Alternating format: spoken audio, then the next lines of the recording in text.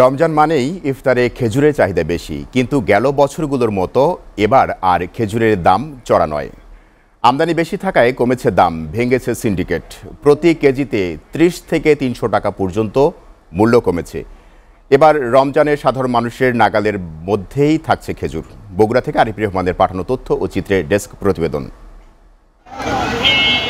আওয়ামী সিন্ডিকেটের কারণে গেল বছর খেজুরের দাম চড়া ছিল, সেই সিন্ডিকেট ভেঙেছে। আবার আমদানির করও কমানো হয়েছে, এতে খেজুরের দাম এখন বেশ সহনীয়। সব ধরনের খেজুরে ভরপুর বাজার। গতবার ছিল 160 টাকা কেজি, সেই খেজুর বিক্রি হচ্ছে 140 টাকা কেজি, 35 টাকা কেজি। জীবনে 50 বছরের অভিজ্ঞতা দেখি নাই যে রমজানের আগে বাংলাদেশে কোনো জিনিসের খেজুরের দাম কমলা। খেজুরের দাম নিয়ে স্বস্তিতে সাধারণ মানুষ।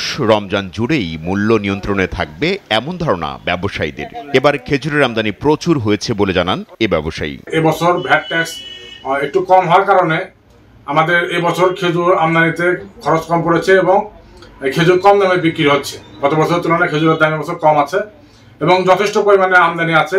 এবার আমদানি বেশি, দাম কম। যে দামে কেনা হচ্ছে সামান্য লাভ রেখে বিক্রি করা হচ্ছে। গেলবারের তুলনায় দাম 30 থেকে 40% কম।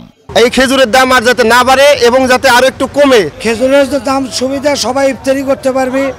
আগের থেকে দাম সীমিত আছে। আর যান না বাড়ে রমজানের পর্যন্ত এরকমই যান থাকে। রমজান এলেই খেজুরের দাম বেড়ে যেত, এবার দাম তুলনামূলক কম। সবাই সহজে কিনতে পারছেন এ খেজুর।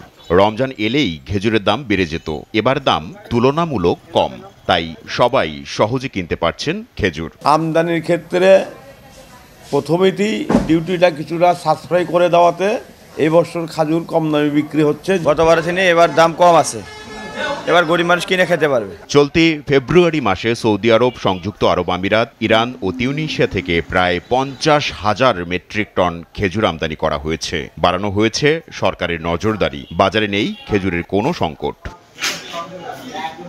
SATV news desk.